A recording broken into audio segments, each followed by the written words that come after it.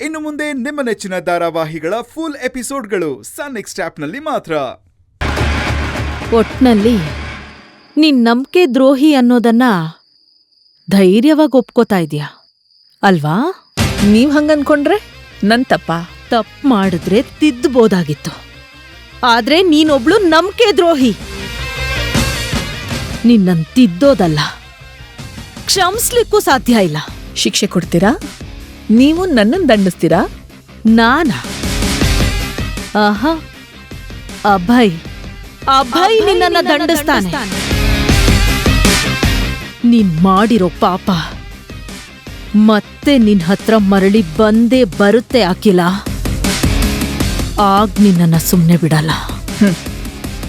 ಈ ಪಾಪ ಪುಣ್ಯ ಎಲ್ಲ ನೀವು ನಂಬೋದು ಅಮ್ಮಮ್ಮ, ಆದ್ರೆ ನಾನ್ ನಂಬೋದು ನನ್ನನ್ನ. ಅಭಯ್ ನನ್ ಪರವಾಗಿದ್ದಾನೆ ಅನ್ನೋದನ್ನ. ಇದೆಲ್ಲ ತುಂಬಾ ದಿನ ನಡೆಯಲ್ಲ ಅಖಿಲ. ಅಭಯ್ ನಂಬಿರೋದು ಸುಳ್ಳು ಅಂತ ಪ್ರೂವ್ ಮಾಡಿ ನಿನ್ನ ಪಾಪಗಳಿಗೆ ತಕ್ಕ ಶಾಸ್ತಿ ಮಾಡಿಲ್ಲ ಅಂದ್ರೆ ನನ್ನ ಹೆಸರು ವಿಜಯಲಕ್ಷ್ಮಿನೇ ಅಲ್ಲ.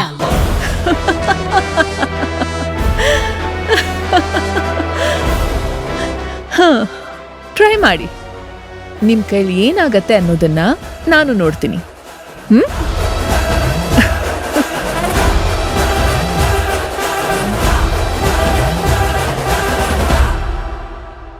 ಗಂಗೆ, ನಾನು ಹೇಳೋ ಮಾತನ್ನ ಸ್ವಲ್ಪ ತಾಳ್ಮೆಯಿಂದ ಕೇಳು.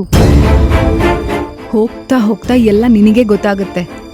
ಅಭಯ್ ಅವ್ರನ್ನ ಏನು ಕೇಳಕ್ ಹೋಗ್ಬೇಡ. ಅಕ್ಕ, ಊರಿಗೆ ತಲುಪ್ತೀವಿ ಅಂತ ಸುಮ್ನೆ ಇಲ್ಲೇ ಕೂತ್ಕೊಂಡ್ರೆ ಆಗತ್ತಾ? ನಾವೇ ಹೋಗ್ಬೇಕು ತಾನೆ. ಹಾಗೆ ಎಲ್ಲಾನು ಕೇಳ್ ತಿಳ್ಕೋಬೇಕು. ನಿನಗಿದೆಲ್ಲ ಗೊತ್ತಾಗಲ್ಲ, ನೀನ್ ಸುಮ್ನೆ ಇರು. ಅಭಯ್ ಅವ್ರೆ, ಅತ್ತೆ ಮಲ್ಕೊಂಡ್ರಾ?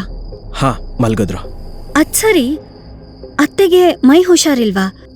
ಇದ್ದಕ್ಕಿದ್ದ ಹಾಗೆ ಯಾಕೆ ಫುಲ್ ನಡ್ಗಕ್ ಶುರು ಮಾಡಿದ್ರು? ಯಾವ್ದಾದ್ರೂ ವಿಚಾರಕ್ಕೆ ತುಂಬಾ ಭಯ ಪಟ್ರೆ ಅಥವಾ ಟೆನ್ಷನ್ ಆದ್ರೆ ಅವ್ರಿಗೆ ಇದ್ದಕ್ಕಿದ್ದ ಹಾಗೆ ಈ ರೀತಿ ಪ್ರಾಬ್ಲಮ್ ಆಗತ್ತೆ. ಅವ್ರಿಗೆ ಆಂಗ್ಸೈಟಿ ಡಿಸಾರ್ಡರ್ ಇದೆ.